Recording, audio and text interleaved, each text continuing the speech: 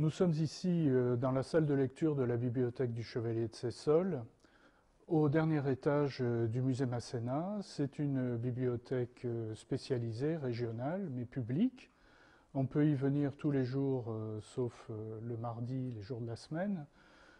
Tous les documents sont consultables. Certains qui sont précieux sont visibles, consultables de manière numérique.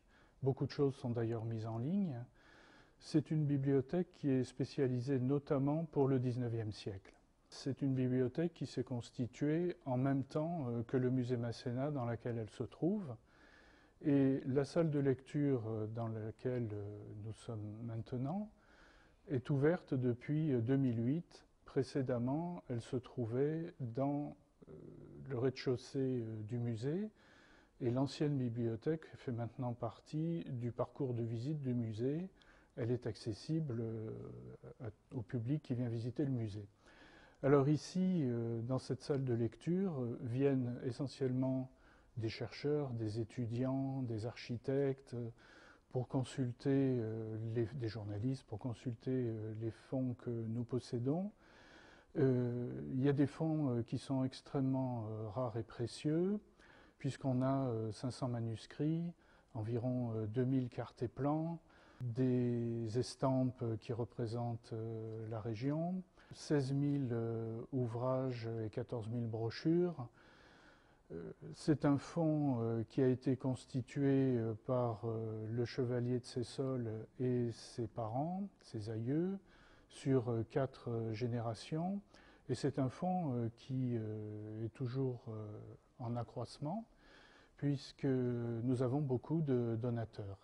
La salle de lecture actuelle de la bibliothèque de Sessol, qui a rouvert en 2008, se trouve dans les parties où se trouvait le personnel de maison, les chambres de bonne notamment, lorsque le musée Masséna était une villa qui appartenait à la famille du prince d'Essling, du prince Masséna, jusqu'à la Première Guerre mondiale. Et donc, dans cet étage, il y avait une douzaine de pièces dans lesquelles vivaient les domestiques au service de cette grande famille de noblesse impériale. Lorsqu'il a fallu aménager cette pièce, nous avons réfléchi à faire un espace complètement ouvert, et comme l'intérieur du musée n'est pas classé, alors que les façades et le toit le sont, nous avons eu toute latitude pour l'organiser de manière beaucoup plus moderne et de manière plus technique vis-à-vis de l'accueil du public et de la conservation des collections. Donc tous les murs intérieurs en partie sud dans lesquels nous nous trouvons ont été cassés. Des piliers de soutènement pour la charpente ont été installés avec des passages de câbles pour l'électricité. Et c'est particulièrement intéressant comme travail parce que souvent, les villas anciennes n'étaient pas faites pour devenir des établissements recevant du public. Et là, il faut tout le génie de l'architecte et des ingénieurs pour concevoir de nouvelles destinations pour de tels bâtiments. Donc là, à la place des chambres de bonne, une salle de lecture, avec des contraintes qui n'ont pas pu être modifiées. Nous sommes dans les combles du musée. J'ai coutume de dire que la bibliothèque occupe le grenier et la cave, puisque les réserves se trouvent dans le sous-sol. Et donc il a fallu travailler avec les rampants, avec des fenêtres chien assis, et aux endroits qui sont inaccessibles pour le public, on a donc installé des meubles à plans, des armoires, de manière à ce qu'on puisse occuper l'espace de la manière la plus rationnelle, parce que là on est sur un toit à 4 pentes, il a été démonté en 2000, on a restitué la verrière qui avait été obturée pendant un bon moment, de manière à ce qu'on puisse bénéficier d'une lumière naturelle. Et puis cette salle est organisée comme une salle de lecture habituelle, avec un accueil pour le public et toutes les commodités requises. Donc les plus gros travaux d'aménagement, ça a été sur le plan sécuritaire, il n'y avait qu'un escalier de service pour la domesticité. Donc cet escalier existe toujours, mais les règles veulent qu'il y ait 2 escaliers. Donc on en a percé un nouveau, lancé un nouveau dans ce qui était l'ancienne cage d'ascenseur et qui permet de relier au 2e étage du musée. Et puis surtout un ascenseur de manière à pouvoir recevoir le public qui ne peut pas prendre les escaliers et pour nous accéder avec les charges lourdes à nos réserves. Mon travail à la bibliothèque de Seyssol, c'est d'abord d'en être le responsable et donc de gérer une équipe qui a ses spécialités, archives, bibliothèques, livres anciens, etc. C'est de répondre aux demandes des lecteurs pour leur recherche. C'est également répondre aux différentes expositions. Et c'est aussi la conservation pure des documents de manière à les conserver de la meilleure manière possible et parfois de les restaurer.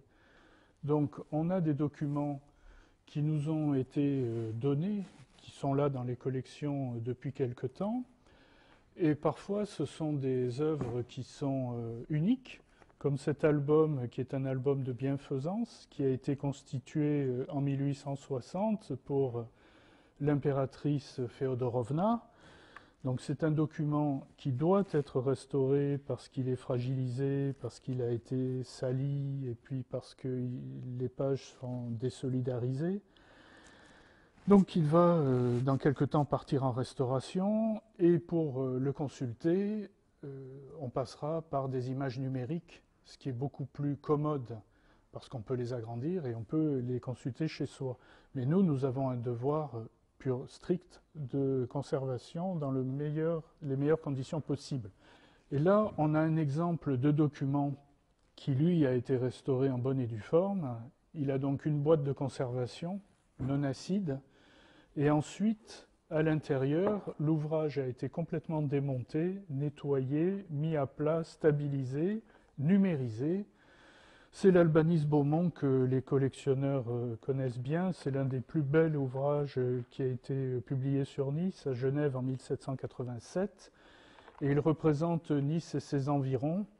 C'est une sorte de souvenir de voyage, mais pour les gens de bien de cette époque-là, avec un texte et des gravures sur cuivre aquarellées à la main.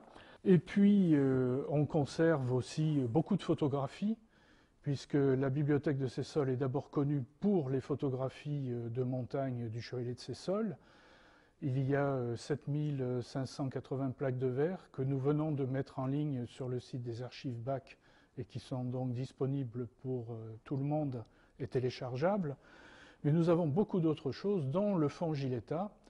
Et Jean Giletta était le maître de photographie du prince Masséna, celui-là même qui a construit la villa. Et donc, lors de l'ouverture de cette villa, pour la famille Masséna, il a réalisé un reportage complet sur la villa avec de magnifiques photographies au charbon. Et ce sont celles que l'on voit très souvent lors des reportages quand on veut montrer la vie de la villa Masséna, la vie d'une des dernières grandes villas aristocratiques sur le bord de la baie des Anges et sur la promenade des Anglais. Le musée Masséna est le siège de 2 sociétés savantes qui sont même à l'origine de la constitution des collections du musée. C'est la Société des Amis des Musées de Nice, puis du musée Masséna, et l'Acadème Nissarde qui édite le Nice historique. Et pour le centenaire du musée Masséna, on a sorti un double numéro spécial avec un certain nombre de contributions, dont des architectes, puisque Lux Vecin a fait une analyse architecturale renouvelée avec des dessins originaux des façades. Marie Hérault, qui est diplômée de Versailles, elle a fait une étude sur les jardins d'Octave Godard, sur toute l'évolution. Et puis il y a aussi un travail sur les collections, sur la vie du musée, les acquisitions, etc.